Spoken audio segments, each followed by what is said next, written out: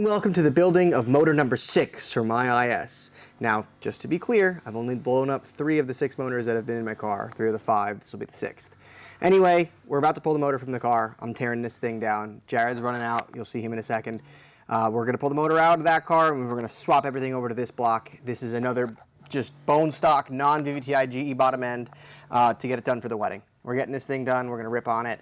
We're gonna build that other GTE block eventually. But for that 600 horsepower point, I think this is where it's at.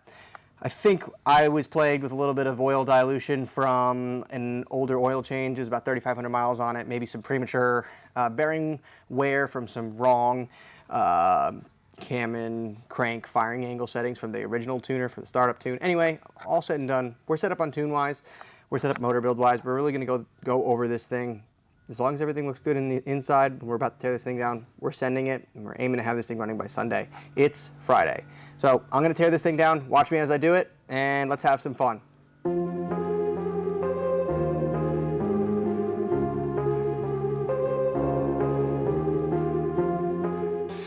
right, that's what it looks like under here. Pretty good, honestly. Doesn't look like it's been running a little while. A little dried up, but not too bad. A little oily over here, so see as we go.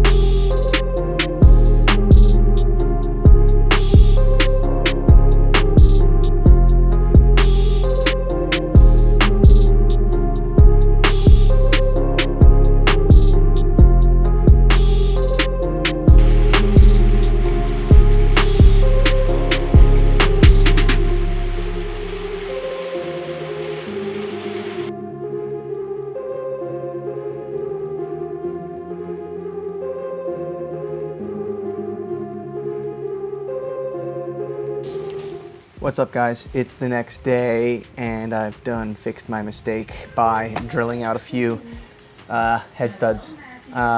They are a actual 12 mil Torx bolt, looks like that, not a 10 millimeter Allen, so that'll do it. I made that mistake once, probably 6 years ago, and I've done this exact same thing. So yeah, you live and you don't learn. Anyway, I do it so sporadically. The idea is to not have to deal with this, but here, let's pull this head.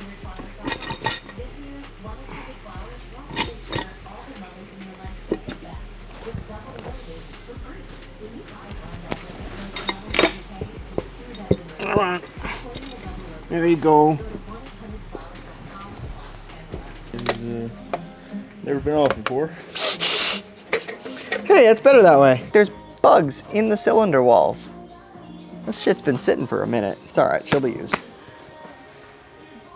All right, so what I'm gonna do now is I'm just gonna clean all the surfaces, get it ready for some RTV and all that goodness. All right, for the most part, this thing is pretty much clean.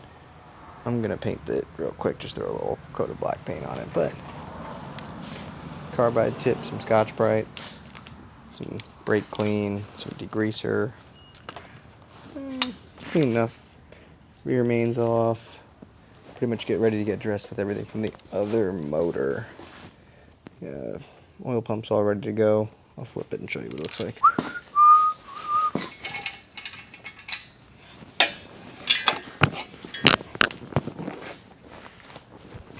And here is the the bottom end. Clean and pretty much ready to go. Throw some O-rings on it from the other one, and we're gonna be in business. We are definitely filming the box. All right, so the hold on. Turn this a little brighter. There we go. Okay. All right, motor's painted and all that fun jazz. It's cleaned. New pan's cleaned. Where'd it go? It's over there. And we're ready to go. That thing's coming down. The ice will come up. But first, it's pizza time. Jared, what time is it? Pizza time? Pizza time! Oh, I'm about that. Looking decent. I'm pretty about that. All right, let's have this shit. Pam is going down. Really needed the pizza.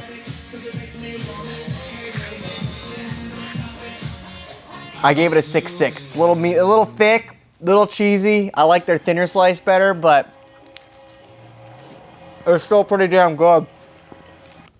What's up, guys? We are back. Car's up on the lift. Let's pull this motor. Gonna jump to the GoPro for the time lapse. Let's get this out, and then let's compare it to the new motor. Let's see what happens. All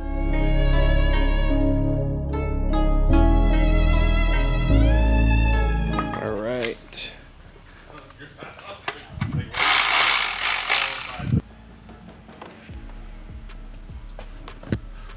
Oh.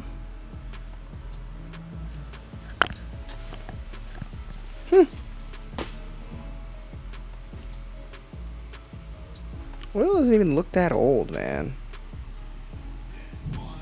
Let's see in a minute. Man, this oil doesn't look nearly as bad as it did last time. I even grabbed that magnet over there and it picked nothing up in here, so you know, we're thinking like a rod bearing, a single rod bearing. This doesn't look nearly as bad. Maybe the crank could. Maybe we could throw this crank in the other block. So I guess we'll find out. I'll keep tearing down. Hello.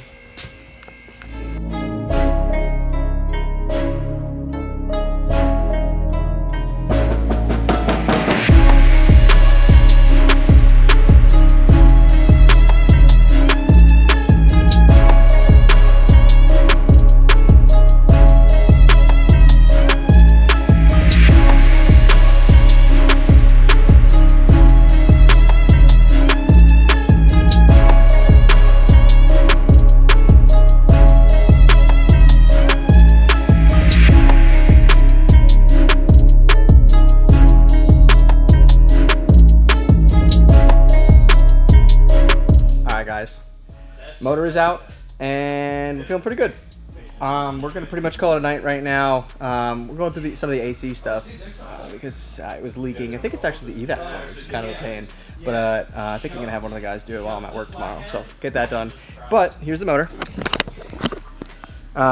Like I said, when I pulled the oil and dropped the oil before, it didn't look too bad. So, you know, maybe the crank will still be good on this. But motor's out. It's dirty as all hell, but feeling pretty good about it. Yeah, you know, Tomei head gasket, new water, oil pump, and then a couple other things. Just get this thing together. So all this is gonna get put onto that block right there. So yep, all right. Look how dirty this thing is. She'll be back and she'll be better than ever. Jared's gonna have some fun with it tomorrow. Yeah. Ooh, the going. All right, that's where we're at. See you guys. Peace.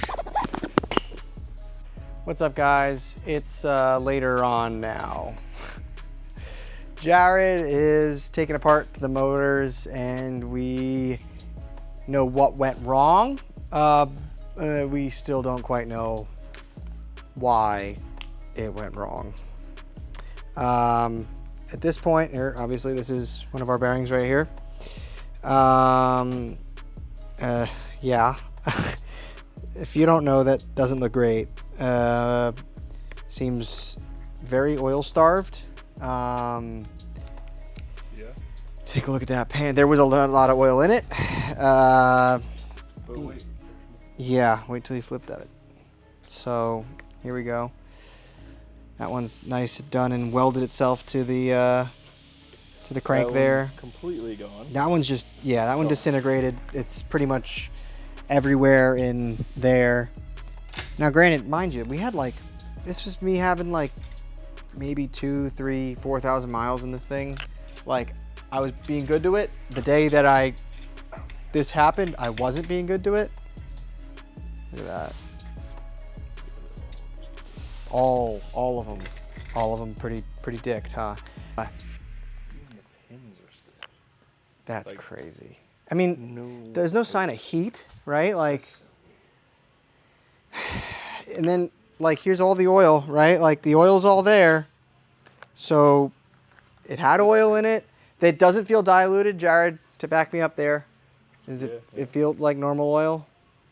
It just didn't go where it was supposed to. Yeah. So it seems like the oil was kept Like, away from the bottom end. Like, look at that. This is just. like, Oh my God.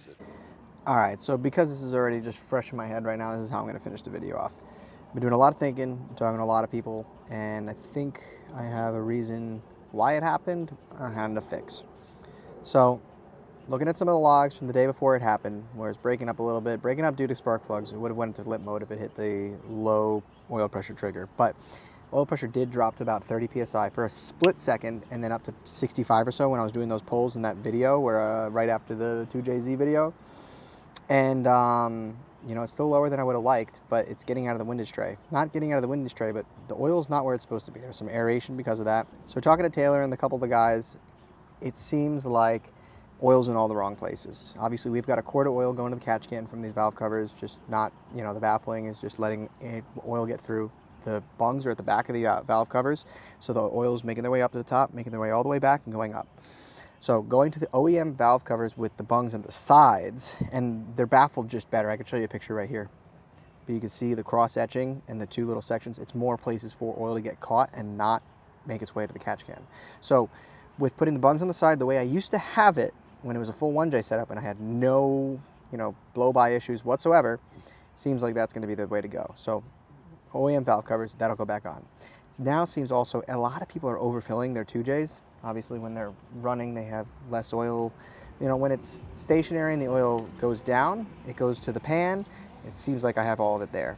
When it doesn't have all the oil, or when it's running, all the oil goes elsewhere, and there's less oil where it needs to be. So I'm going to overfill it by a quart. I know people that do it to 7.5 quarts, which the thing takes about 5.5 quarts. So I'm going to overfill it by a quart to 6.5 quarts. So always keep oil through it at all times. Then I'm getting rid of the oil filter relocation, not because that was any bad at all. It's a good setup, but for me it just seems like another area to leak from. And you know, at one point I actually had them going past my steering shaft, and it rubbed on the AN line, and it's another thing that can go wrong, and I'm over things going wrong. I'll do my oil changes like I used to. It's fine. Another thing is oil changes every 1,000 miles. I've been doing about every 2,000. I can be better about that. I'm going to run 10W30 VR1 for the first break-in, and then after that I'm going to 40. And I'm just going to run conventional SE because I'm going to be changing it so often. So 1,000-mile oil changes, that'll be fine. I'm going to do those things. We're going to put it back together, and we're going to monitor and see what the catch can's like. I have the ability to drain the catch can back into the oil pan, but I don't want to unless I have to. So let's make this change first, see if that helps, and I feel confident that it will. So Jack, shout out to Jack for sending me these valve covers, and Emmett for giving me them. So the valve covers should be here on Monday, and we're going to clean up the motor, put it back together, and then I'm feeling really confident that that's going to do the trick. Might fix all the last little bit of issues, so I'm feeling good about it. So we'll send it back together. We'll do those things. I'll update everybody, and that'll be the next video you guys see. So wish me luck. The car will be there by the wedding. I'm going to powder coat the valve covers and everything, so hopefully we can get this thing. It's going to be crunch time. I'm also trying to spend time with my fiance in this time, so I don't want to be working on the car too much, but it'll get done. So thank you guys for watching. I feel good about this. If you guys have any questions, let me know. You know, it also kind of feels nice that I'm not the dickwad that keeps blowing motors because of something that's from me. Inherently a design issue that, you know, parts recipe is always the thing. And I've stuck with these valve covers, but I think it's time to just make a change and, you know, try some different stuff. So let's give this a shot. Hopefully this works and I can really start driving it again. If that's the case, I'm really going to be pretty happy. So stay tuned. See you next week.